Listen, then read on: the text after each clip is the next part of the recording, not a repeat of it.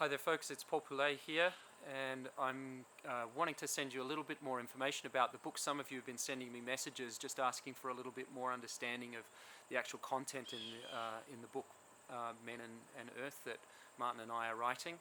So I wanted to give you a little bit of an overview. So I wrote my PhD on men and nature, and I studied a whole bunch around this subject called eco-philosophy that looks at the human-nature relationship. And the three big schools of thought, the three big conversations that I had a close look at were deep ecology, which looks at our personal relationships, our psycho-spiritual relationships with the earth, which is individual to each person, and how we get to settle into that and really connect with ourselves as one with our environment. Social ecology, which was instigated by a man by the name of Murray Bookchin, that really looked at the importance of social justice being present in our communities, in our families, the presence of gender equity, that there would be a more equitable distribution of wealth and resources, that level of justice was essential in Murray's view before, or as an essential part of us building a sustainable world in terms of the way that humans interact with nature. So first step being social justice. And then the third big school was, of course, ecofeminism. Some of you would know about ecofeminism, which basically looked at the way that the ways that we treat nature and the ways that we treat women as men are actually really quite similar. And that this mechanism of oppression, sexism towards women, and then the resource extraction towards the natural environment are actually very similar mechanisms. And basically ecofeminists pointed out that if we're really serious about creating a sustainable world, we need to clean up male domination. And it's been that third school that's really been the most influential on me, I think. I, as a man, have taken it upon myself to step into my own responsibility around the ways that my male domination plays out, and to support other men to clean that up in themselves as well.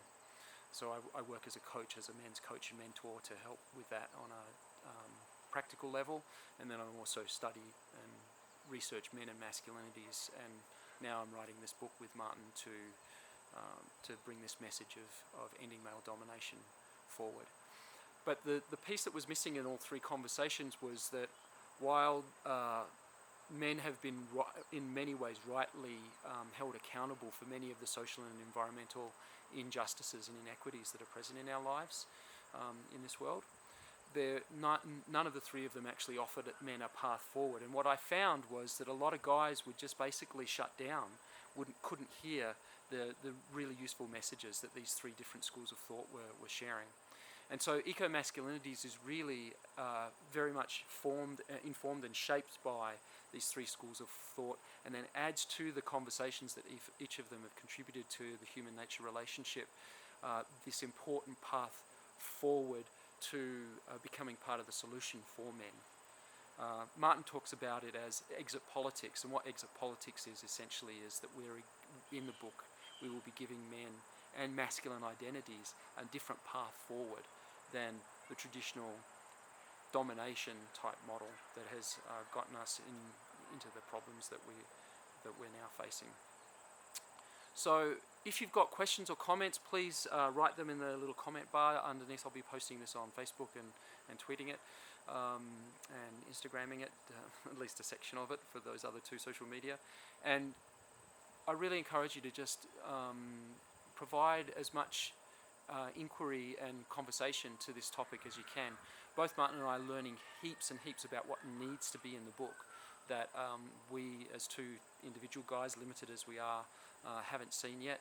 We've got some blind spots, and we're both of us are the first to stick our hands up and say that. So your contributions, your questions, your inquiries, your comments on the different social media feeds are really, really valuable to us. They will actually find their way into the book. So this is a perfect time to do that. And then, of course, if you're really keen to see the book come to life, and you've got the resources to be able to do so, a pledge would be most welcomed. I'll put the link down below.